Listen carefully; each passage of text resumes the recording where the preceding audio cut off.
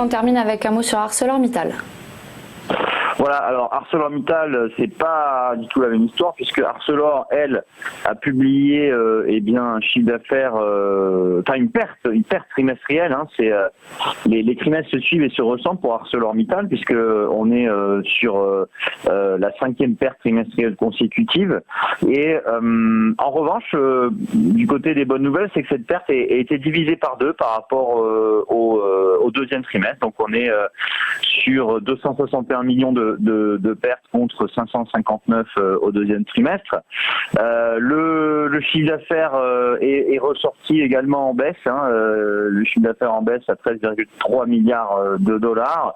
Et c'est vrai que le président, le PDG d'ArcelorMittal, Lakshmi Mittal, a affirmé que le groupe demeurait prudent pour la fin de l'année, étant donné que il y a des mesures de restriction et de confinement un petit peu partout dans le monde.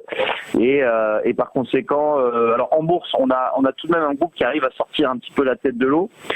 D'ailleurs, les résultats ce matin publiés ont été plutôt bien accueillis à l'ouverture, puisque là le groupe, puisqu'ArcelorMittal progresse de 1% à l'ouverture.